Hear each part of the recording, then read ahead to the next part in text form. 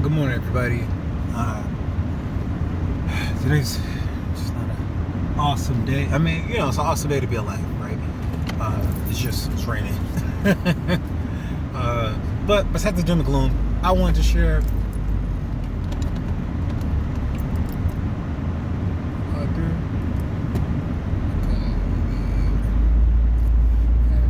Okay, word. Praise God. I have a message, small. We'll see how far it gets. But I was curious about this idea of doing your due diligence in terms of dating. So I feel like when people have these ideas about dating, and I've had them myself, so there's that. Is that people they think that dating is kind of like automatic, kind of like self-doing, like it will figure it out itself. Now the Bible says, daughters of Jerusalem, do not awaken love to it so desires. So it's things that'll happen, those feelings that'll happen, those natural stirring up as you are around people, and maybe it might be the person you like, maybe it may not be, but don't awaken love to a soul desire. So don't force stuff, don't force attraction. But one of the things I also wanted to talk about is the book of Ruth. I probably have already, but I still think it's important. And in the book of Ruth, a lot of people speak about, in my opinion, people have spoken about how the aspects of it, the magic behind it, is that God is in the details, and that he wasn't explicitly mentioned in the story.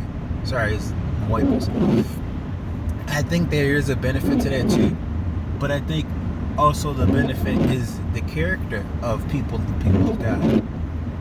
And I think just because God isn't always mentioned, sorry, I got distracted, but just because God isn't always mentioned in something doesn't mean he's not there. Sometimes, like a spiral, and I always describe my understanding of things as a spiral, because even though they're not, things are not at the point, they have some time to the point, and eventually they get to the point. And so in the book of Ruth, it speaks a lot about honor, a lot about respect for a person, how your respectful behavior, I don't want to say pays off, but that it's acknowledged eventually.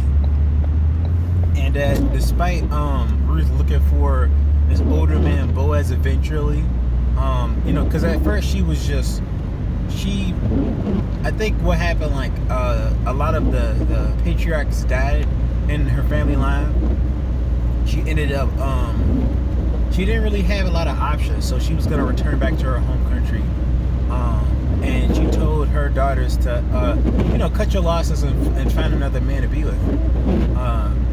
And one of them did, which is Oprah, which is kind of funny because Oprah, her name is a play on that.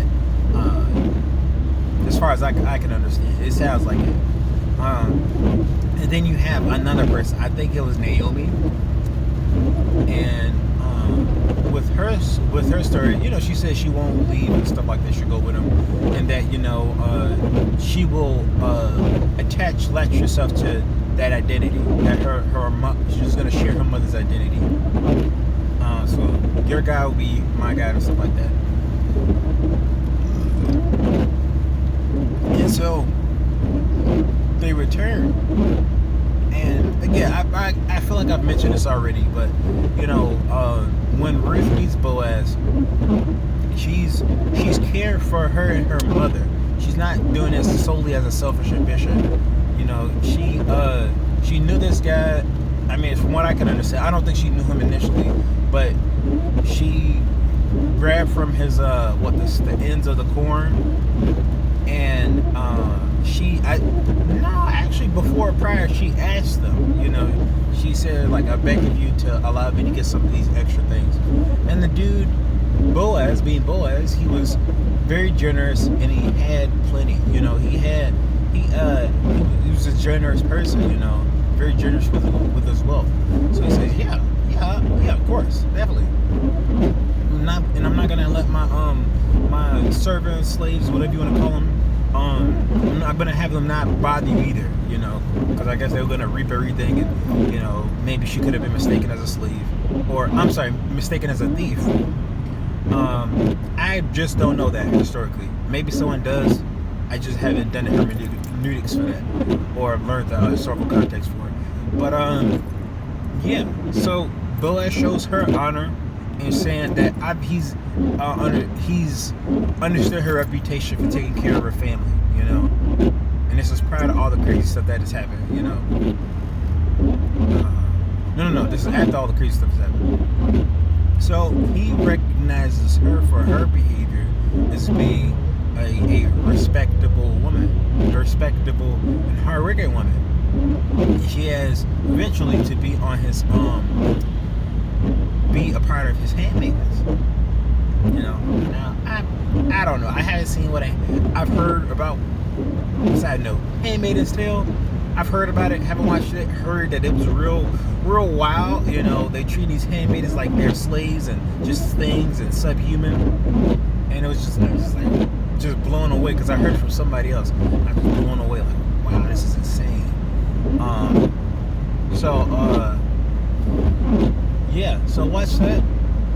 Well, I didn't watch that, but I doubt the handmaidens in this instance is the same thing about that instance. I just couldn't tell you. I don't know. But yeah. So she works for him for a season. Now, mind you, this is supposed to be a love story, and it doesn't really. I don't think the length of this process part is usually told, you know, because she was there around this guy for a season, right? And eventually, I think she asked her mother, and mind you, her mother or mother-in-law or something like that, she was due to her circumstances. They still refer to her as Naomi, but she called herself Mara, which means bitter. And so maybe she was just bitter at the circumstances, just very unhappy. So she called herself Mara. But for some reason, they still call her Naomi. So she asked, Ruth asked Naomi, hey, something like she was interested in marriage or something. And then Naomi gives her like the play-by-play of what to do. And it had to be some ancient, some old Hebrew culture, because even Boaz didn't really understand it, you know, but she knew, you know. So I don't know. I couldn't even tell you, but she knew that like he wasn't gonna like cast her out after she do it. And so what happened was, you know, he has fun with us, just have a good old time. He's filled up, he's eating and he's drunk, and then he goes to sit somewhere like on some corn stalks or something like that. And then what Naomi Mara tells Ruth, okay, after he's had his fill and stuff, and prior to that, make sure you're not unseen, you know. And after that, when he's all filled and stuff like that, keep notice where he goes, go in his tent, and, or goes where he sleeps or whatever like that, and then laid by his feet. And she had like a, I don't know if it was a sash or a shawl or something like that, like a cloth with her, but she had that, and she laid by his feet. Now, long story short, Boaz wakes up. She tells him that, you know, she wants to get married. You know, she does her due diligence. And he says, you know, he does his thankfulness because he's older than her, and Ruth could have gotten somebody else. She really could have just gotten somebody else, a richer dude.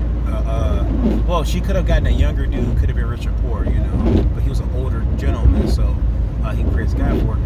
And he said, I have somebody closer, and I forget the word. It was like some sort of keeper or something like that.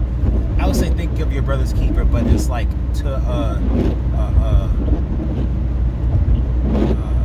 someone in the family line who's died, and essentially like you buy their property and you essentially keep their legacy alive almost. And so he says, okay, I can do it, but also I understand there's somebody closer than me. So, you know, and again, one thing I was always so surprised about when I read it, because I finally read it, he was like, you know, here, take this corn, you know, and so the whatever thing she had, could have been a head covering or something, he filled it with corn, you know. And I just found his generosity and the fact that he cared about this lady so much was just such a powerful thing, you know, because people, they romanticize it and stuff, but it's like, this is a very practical, very I don't know if it's a, I guess you could say it's a mutual giving, but it's a very considerate story, like a story that considers both people. And so, you know, she leaves with the stalks of corn that he gave her. He didn't leave her empty-handed, you know. He was very generous with her. And you know, she talks to her mother, and her mother tells her, you know, okay, he's gonna go to the council, and he will not sleep until this matter is finished. And I was so shocked, because, like, yo, that's dedication. He really was looking out for her, you know. And I guess she wanted her to wait. But yeah, she said he's not gonna wait till this matter's finished. So he wasn't gonna rest until she was taken care of by somebody. Now again, mind you, in this story, they had to purchase their land. You know, purchase both Ruth's land and Naomi's land. I hope I'm getting this right, because I might be getting the name Ruth confused with somebody else. Now I'm thinking Esther. But yeah, and so, you know, long story short, Boaz gets the prize. You know, forgive me, women aren't prizes. Boaz marries Ruth, and he buys her mother's land.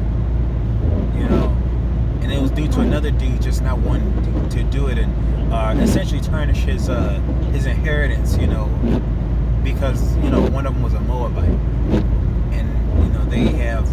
I'd say check the history out for them, but you know, he didn't want his you know, I'm sorry, it wasn't long story short. I apologize, but yeah. So he marries her. He buys his mother's land. He makes sure they're both okay. And prior to all this, Naomi, when she lost I don't know if she lost her husband, but I know her kids lost there was a lot of patriarchs in her family, in her side of the family, who died, you know. And so essentially, her and her daughters or daughter-in-laws were not taken care of well, at least afterwards, because they were just by themselves, you know. So she just decided to cut her losses. And mind you, you know, they finally do something, and one person commits while the other person cuts their losses too. You know, but again, she looked after her family, you know.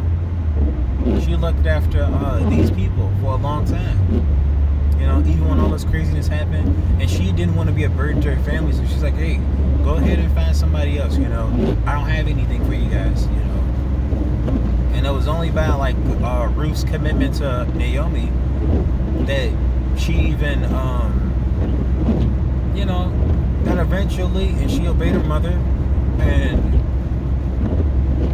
she found a caring, considerate, honorable man who happened to be older, you know. And that's a story, man.